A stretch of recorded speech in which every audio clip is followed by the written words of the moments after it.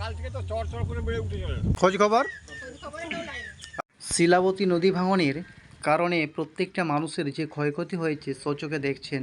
চলো বন্ধু আমরা গিয়ে জিজ্ঞাসা করি মানুষজন কি বলে।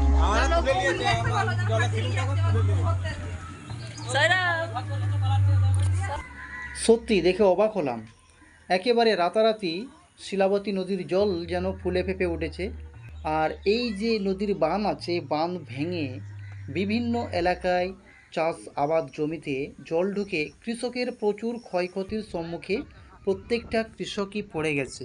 তারা প্রত্যেকটা কৃষকই খুবই চিন্তিত। চলো কৃষকরা কি বলছে এবং জলটা কিভাবে বাড়লো। সকাল থেকে তো চড় চড় করে বেড়ে উঠেছে। এখন বাড়ছে না কমে গেছে? ভালো বাড়ছে, এখনো জল বাড়ছে? হ্যাঁ লঙ্কা বাড়ছে। এই ভয়াবহ বন্যা দেখতে দূর দূরান্ত থেকে মানুষ কিন্তু ছুটে আসছে। দেখুন যেদিকে তাকায় সেদিকে মানুষের কিন্তু সমাগম। তো দেখুন আমরা কয়েকজন মানুষকে পেয়েছি, তাদেরকে জিজ্ঞাসা করছি যারা নদীর সাইডে বাড়ি করে আছে, তো তোমাদের বাড়িঘর এইক্ষণ কি অবস্থায় আছে, তোমাদের খোঁজ খবর কেউ নিয়েছে কি না অবশ্যই একটু জানিও।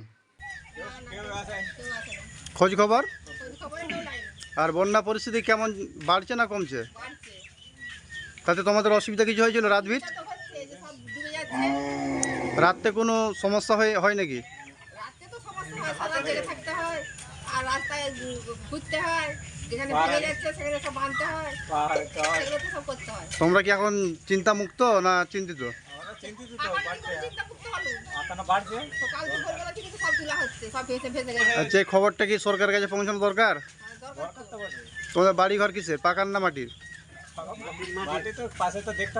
এত মাটি এই যে হচ্ছে চালা।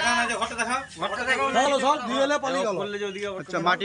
সবাই শুনলেন এলাকার মানুষের কথা, তারা কিন্তু এই মুহূর্তে খুবই আতঙ্কে এবং চিন্তায় আছেন। তিনাদের বাড়িঘর যে কোনো মুহূর্তে ধসে যেতে পারে। তো সকলে ভালো থাকবেন, সুস্থ থাকবেন। Okay bye, tata.